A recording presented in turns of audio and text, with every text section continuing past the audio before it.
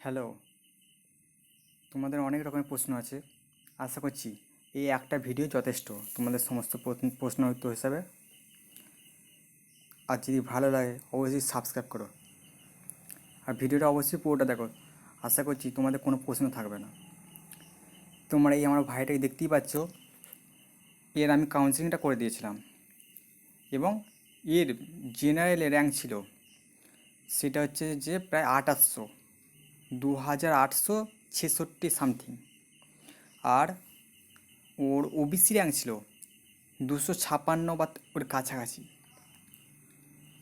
তোমরা অনেক ভিডিওতেই দেখবে ইউটিউবে যারা অন্য সব করছে 156 পেয়েছে বা 150-র কাছাকাছি, তারা পর্যন্ত গভর্নমেন্ট সিট পায়নি। তাহলে তোমরা বুঝতেই পারছো যে আমার সাজানোটা ভালো ছিল। কিন্তু আমার নিজের একটা দুঃখ হচ্ছে যে এই যে কলেজটা দিয়েছি, এটা নতুন কলেজ। ও বলেছিল যে আমার হুগলি বা বর্ধমানের মধ্যে থেকে কলেজ বার করতে পারলে ভালো হয়, সেই হিসাবেই দিয়েছিলাম। কিন্তু আমার নিজেরই ভুল, এই কলেজটা না দিলেও অন্য কলেজগুলো দিলেও ও পেয়ে যেত, ভালো করছি। আর তোমরা দেখতেই পাচ্ছ ওরা ডিএমএলটিতে পেয়েছে, তার মানে আমার নিশ্চয়ই কলেজ সাজানোটা খুব ভালো ছিল।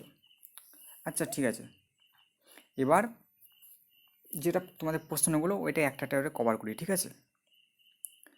তোমাদের অনেক সব বাইকার আছে যারা যে কোর্সটা এসেছে সেই কোর্সটাই করতে চায়, ঠিক আছে? তারা কি করবে? যারা করতে চায় না তারা কি করবে? সেকেন্ড রাউন্ডে কি 200 টাকা আবার পেমেন্ট করতে হবে? তুমি ভর্তি হওয়ার পরে কতদিনের মধ্যে ক্যান্সেল করলে পয়সাটা ফেরত পাবে? আর বিশেষ করে আমার এই ভাইয়ের যেটা অসুবিধা, অনেক বড় একটা অসুবিধা হয়ে গেছে।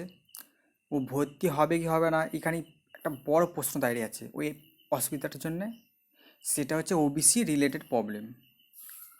চলো একটা একটা করে আগে প্রশ্নগুলো তোমাদের সমাধান করে দিই। প্রথম প্রশ্ন হচ্ছে যে যারা এই কলেজটায় ভর্তি হতে চায়, যাদের কোর্সটা করার ইচ্ছা আছে, তারা কি করবে? তাদের সরাসরি কিচ্ছু করতে হবে না, একটা সরাসরি একটা জিনিস করবে, সেটা হচ্ছে অ্যাকসেপ্ট করা। অ্যাকসেপ্ট করলে ওর পরে একটা অপশান আসবে, সেটা হচ্ছে ফি পেমেন্ট করার অপশান। তোমরা যদি ফি পেমেন্ট করে দাও তোমাদের সিটটা বুক হয়ে গেল। কিন্তু আর একটা প্রশ্ন তোমাদের এখানে চলে আসে যে আমি কলেজটা নিতে চাই না কিন্তু ভুল করে হাত পড়ে গেছে, তাই সেক্ষেত্রে আমি কি করব? সেক্ষেত্রে তোমাদের করার যা হচ্ছে সেটা হচ্ছে যে তোমরা অ্যাকসেপ্টটা তো টিপে ফেললে, কিন্তু এইখানে তোমার সিটটা বুকিং হয় না, ঠিক আছে? তুমি যতক্ষণ না ফিটা পেমেন্ট করবে ততক্ষণ তোমার সিট বুকিং হবে না। তাই তোমাদের ভয় খাওয়ার কোনো কারণ নেই, তোমার সিটটা ক্যান্সেল হয়ে যাবে এবং তুমি সেকেন্ড রাউন্ডে আবার নতুন করে কাউন্সেলিং করতে পারবে। আমি তোমাদের সবাইকে পরামর্শ দেবো, যারা যদি কোনো ভুল করে ফেলো তোমরা অ্যাকসেপ্ট বা নিচের অপশানটা দিই, তাহলে তোমরা ফি পেমেন্টটা করো না, তোমাদের ক্যান্সেল হয়ে যাবে। দ্বিতীয় কথা, তোমাদের যাদের কোর্সটা পছন্দ হয়নি তারা কি করবে? তোমরা কি করবে? তোমরা এই নিচে যে হলদে রঙের অপশানটা আছে অ্যাকসেপ্ট অ্যান্ড আপগ্রেড, তোমরা এইটা টিপবে, ঠিক আছে? তোমরা এইটা টিপলে কী হবে, তোমাদেরও ফি পেমেন্টের একটা অপশান আসবে। তুমি যদি ফি পেমেন্ট করো তাহলে তোমার অ্যাকসেপ্ট হয়ে গেল এবং আপগ্রেডটা তোমার তোমার সেকেন্ড লিস্টে নাম চলে যাবে সেকেন্ড কাউন্সিলিংয়ের জন্য। আশা করছি তোমাদের এতে কোনো অসুবিধা হওয়ার কথা নয়। এবার একে একে তোমাদের প্রশ্নগুলো ধরি, যেখানে এবার যেসব মানে অসুবিধাগুলো হচ্ছে, যেসব প্রশ্নগুলো আছে তোমাদের সেই প্রশ্নগুলো ধরবে এবার একে একে, ঠিক আছে? আমি আগেই অ্যাকসেপ্টের কথাটা বলে দিলাম যে কেউ যদি ভুল করে ফেলে তাহলে সে যেন কোনোভাবেই পয়সা ফি পেমেন্টটা না করে। সে যদি ফি পেমেন্ট করে দেয় তাহলে কোনোভাবেই আর সেকেন্ড রাউন্ডে অ্যাকসেপ্ট মানে অংশগ্রহণ করতে পারবে না, ঠিক আছে? আর দ্বিতীয় প্রশ্ন তোমাদের, অ্যাকসেপ্ট অ্যান্ড আপগ্রেড, এইখানেই যত সবাইকার প্রবলেমটা হচ্ছে এইখানটাতে নিয়ে, সবাইকার প্রশ্ন এইখানটাতেই। ঠিক আছে, তোমাদের একে একে প্রশ্নগুলোকে আমি ধরি। প্রথম প্রশ্ন যেটা হচ্ছে যে আমার যে সিটটা এসেছে, আমার গভর্নমেন্টের সিট আসেনি, প্রাইভেটে পেয়েছি, আমার করার ইচ্ছে নেই, তাহলে আমি কী করব? তুমি এখানে দুটো জিনিস করতে পারো। তোমার যদি সাজানোটা ভালো থাকে তাহলে তোমরা কী করবে, এখানে অ্যাকসেপ্ট অ্যান্ড আপগ্রেড করে দাও, পয়সাটা পেমেন্ট করে দাও, তোমার আপগ্রেডেশনে চলে যাবে। তাহলে কী হবে, তোমার ওপরের দিকে যে তুমি ধরো 5 নম্বর একটা সিট পেলে, 5 নম্বরে তোমার ডিএমএলটি পেয়েছো, আমি ধরে নিচ্ছি যে কোনো একটা প্রাইভেট কলেজে অ্যাপেলই ধরে নিচ্ছি পেয়েছো, তোমার ওপরে আছে একটা গভর্নমেন্ট কলেজ দিয়েছো, ঠিক আছে, যে কোনো ধরে নিচ্ছি কোচবিহার গভর্নমেন্ট কলেজ, তাহলে হয় তোমার ওপরে চলে যাবে যেটা আপগ্রেড করো, পয়সা দিয়ে আপডেট করো, ঠিক আছে, পয়সা দিয়ে আপডেট করলে তোমার সেকেন্ড কাউন্সিলিংয়ে হয় তুমি ওপরের অপশানটা তোমার 4 নম্বরে যেটা আছে, যেটা কোচবিহার গভর্নমেন্ট কলেজ, তুমি সেইটাই পেয়ে গেলে। আর যে না পাও, ধরো ওপরে কোনো অপশানগুলো যেগুলো তোমার ছিল কোনোটাই ফাঁকা নেই, তাহলে তোমার এই কলেজটা থাকবে, ঠিক আছে। আর আর আপ আর তোমার নিচের দিকে কি আসতে পারো যদি আপডেট করো? না, আপ গ্রেড, আপ মানে ওপরে, ঠিক আছে, তার মানে ওপরের দিকে যাবে সবসময়, নিচের দিকে কোনো আসবে না। আর তোমরা যদি চাও যে তোমার ধরো প্রথমবারে কাউন্সিলিং যেতে হচ্ছে, এমন অনেক আছে যারা বুঝতেই পারেনি যে তারা কলেজ কীভাবে সাজাবে, তারা কি করবে, ধরো তোমার ওপরের দিকেই আছে প্রাইভেট কলেজ আছে যেগুলো তোমার পছন্দ নয়, বা কিছু তুমি ধরো তুমি রাখতে চাইছো হচ্ছে গভর্নমেন্ট কলেজ, তাহলে তুমি কী করবে সেক্ষেত্রে, সেক্ষেত্রে করো অ্যাকসেপ্ট অ্যান্ড আপগ্রেড করে দাও, ঠিক আছে, কিন্তু ফি পেমেন্টটা করো না, অথবা অ্যাকসেপ্ট অ্যান্ড আপগ্রেড দুটোর মধ্যে কিছুই করতে হবে না, সব ঝামেলাই মিটে গেল। যাও, তোমাদের যাদের সিট এসেছে কিন্তু তোমাদের করার ইচ্ছা নেই, তোমাদের অ্যাকসেপ্টই বলো বা অ্যাকসেপ্ট অ্যান্ড আপগ্রেডই বলো, তোমাদের কিচ্ছু করতে হবে না, সব ঝামেলাই মিটে গেল। তো তোমার সিটটা যেটা এসেছে ক্যান্সেল হয়ে যাবে, আর তোমরা নতুন করে সেকেন্ড রাউন্ডে অংশগ্রহণ করতে পারবে, কলেজও সাজাতে পারবে, ঠিক আছে। কিন্তু এই ফি পেমেন্ট করে দিলে তার কিন্তু আর সাজানোর অপশানটা দেবে না, ঠিক আছে, আমি বলে দিচ্ছি। সাজানোর অপশানটা শুধু তাদেরই দেবে যারা ফি পেমেন্ট করবে না, যারা নতুন করে সেকেন্ড রাউন্ডে অংশগ্রহণ করবে, অথবা যারা ফার্স্ট রাউন্ডে অংশগ্রহণ করেছিল কিন্তু কিছুই বাঁচিনি, তো তারাই পারবে, ঠিক আছে, এটা মাথায় রেখো। একটা প্রশ্ন দেখতে পাচ্ছি যে দাদা আমার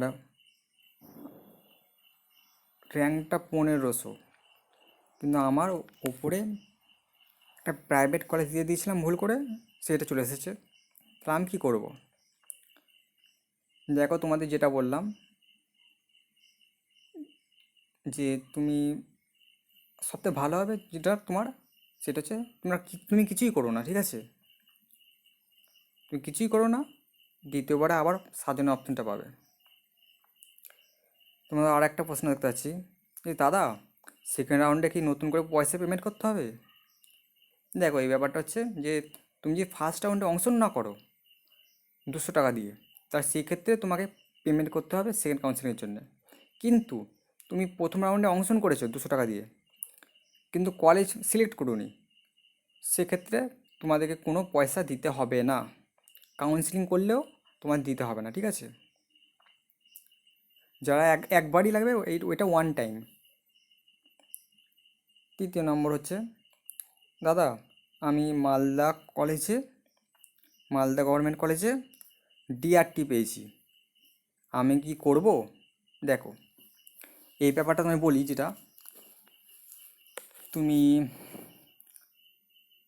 এটা করতে পারো, ঠিক আছে, কারণ সেকেন্ড রাউন্ডে গভর্নমেন্ট সিট খুব কম থাকবে, খুব কম ফাঁকা থাকবে, গুণাগুনতি কিছু, মানে গুণাগুনতি কিছু সিট ফাঁকা থাকবে, ঠিক আছে, সেহেতু আমি বলবো ক্যান্সেল নিজে রিস্ক নিতে পারো, কিন্তু ফাঁকা থাকবে। কারণ এইখানে বিশেষ করে ওবিসি একটা প্রবলেমের জন্যে অনেক ছেলে যারা ওবিসিতে আছে তারা অংশগ্রহণ করতে পারবে না, অনেক ছেলে।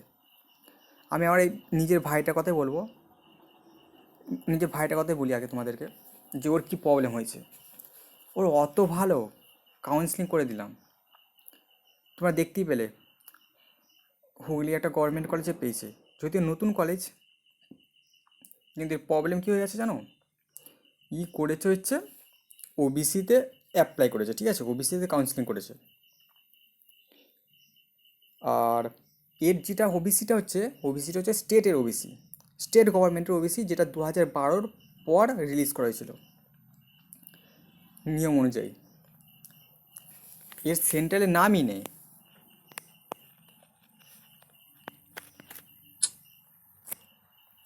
ওর সেন্ট্রালের নামই নেই, ঠিক আছে। ওর যে ওবিসিটা ওটা সম্পূর্ণ স্টেট ওবিসি, ওর ওবিসিটা সেন্ট্রালের নামই নেই। সে তো কী হয়েছে, ও যখন এসটিওতে গেছে এনসিএলটা বার করতে, ওকে দেওয়া হয়নি। বুঝতে পেরেছো কী বলতে গেলাম? ওকে এনসিএলটাই দেওয়া হয়নি।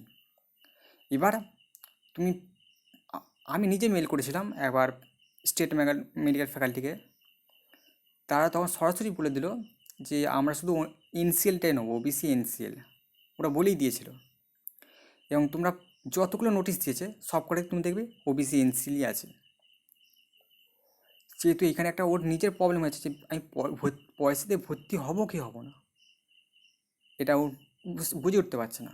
কারণ ও যদি ভর্তি হয়, ওর পরে যদি ক্যান্সেলও করে দেয়, ওর 5,000 টাকা কেটে নেবে। আর এই 5,000 টাকাটা, মানে ও প্রচণ্ড গরিব, মানে গরিব বলতে ওর অবস্থা তেমন ভালো নয় পরিবারের, বাপ টোটো গাড়ি চালায়, সেই হিসাবে ওর মানে ইতস্তত করছে, এখন ঠিক নেই কিছু। বুঝতে পেরেছো? তাই তোমরা একটা রিস্ক নিতে পারো, শুধু ও একা নয়, অনেককে ছাড়বে, অনেকে ছাড়বে, বুঝতে পারলে, অনেকে ছেড়ে দেবে যারা ওবিসি, মানে ওবিসি, বিশেষ করে ওবিসির কথাই বলছি, অনেকে ছেড়ে দেবে। আর শুধু না নয়, এমন অনেকে আছে যারা নিজের পছন্দ নিজে কলেজ পায়নি, তারাও ছেড়ে দেবে। ঠিক আছে, তুমি রিস্ক নিতে পারো, অবশ্যই নিতে পারো। এবার ওবিসিদের জন্য পরামর্শ, ঠিক আছে, শেষ দিকে চলে এসেছি ভিডিওর।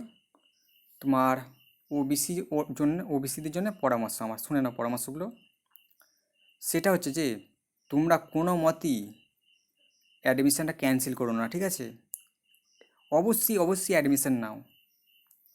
তোমার 5,000 টাকা লস হবে হোক, কিন্তু এইটা যেহেতু স্টেট মেডিকেল ফ্যাকাল্টি, স্টেট কথাটা স্টেট চলে আসছে, ঠিক আছে, সেহেতু তোমার যে স্টেটের ওবিসিও হয়, ওবিসিএ যেটা রিভ্যালিডেশন করেছো, এনসিএলটা না দিলেও তোমাদের অসুবিধা হবে না, ঠিক আছে।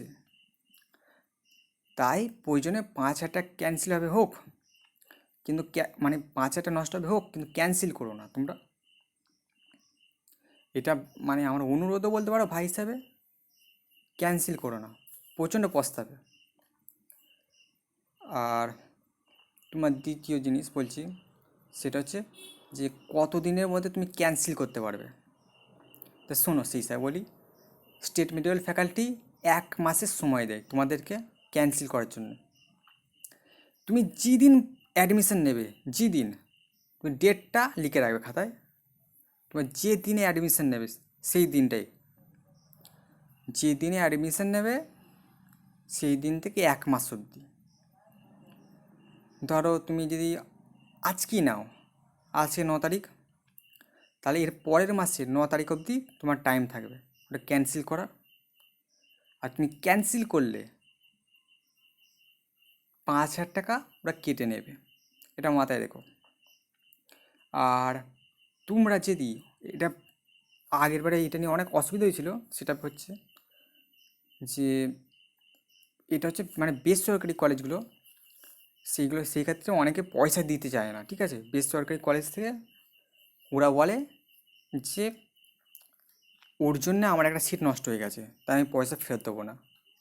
সেটা মাথায় রেখে যা করার করো, ঠিক আছে। যারা প্রাইভেটে ভর্তি হবে তাদের অনেকের ক্ষেত্রেই পয়সা দিতে চায় না, অনেক ইনস্টিটিউট আছে, সেটা মাথায় রেখো। আর তোমাদের কারো যদি প্রশ্ন থাকে, তোমরা আমার নাম্বার আমি তোমাদের টুকে দিচ্ছি, মানে বলে দিচ্ছি, ঠিক আছে? আর সঙ্গে আমি কমেন্টও লিখে দেবো, তোমরা আমায় সরাসরি কল করে পরামর্শ নিতে পারো। আমার নাম্বার হচ্ছে 8509072499। ঠিক আছে? আমি শেষে বলবো যে যারা সরকারিতে পেয়েছো তারা কেউ ক্যান্সেল করতে যেও না, ঠিক আছে? ক্যান্সেল করতে যেও না, কারণ পরের বারে যে সরকারিতে পাবে এর কোনো মানে নেই। আর সরকারি মানে হাসপাতালগুলো মোটামুটি সবই কম বেশি ভালো। এবার যেসব নতুন হাসপাতাল হয়েছে, বিশেষ করে যেটা ঝাড়গ্রাম বলতে চাইছি, জলপাইগুড়ি, এদের একটা আরামবাগে আছে পিসি সেন, প্রফুল্লচন্দ্র সেন, এইগুলো দেখো, প্রফু সম্মিলনী কলেজ, যে মেদিনীপুর কলেজ বা বাঁকুড়ার কলেজ হাসপাতাল, যেগুলো বর্ধমান, কলকাতারগুলো, দেখো এইগুলো অনেক পুরাতন হতে পারে, তাই খুবই ভালো। এদের মানে ডাক্তারের নেটওয়ার্কিংটা খুব ভালো এবং ফ্যাসিলিটিও খুব ভালো, ঠিক আছে? কিন্তু এরা যে নতুন হয়েছে বলে এদের ফ্যাসিলিটি খারাপ তা কিন্তু নয়, কারণ এখানে এমবিবিএস করানো হয়, ঠিক আছে? এমবিবিএস করানো হয় যে কলেজ, সেটা খারাপ হতে পারে না। একটু কমা হতে পারে, কারণ এখানে ডাক্তারগুলো সব নতুন নতুন নিচ্ছে, একটু কমার মধ্যে হতে পারে, মানে ডাক্তার কমা নয়, মানে ফ্যাসিলিটিগুলো। কিন্তু যারা পেয়েছো তার চোখ বুঝে ভর্তি হতে পারো, আশা করছি অসুবিধা হবে না।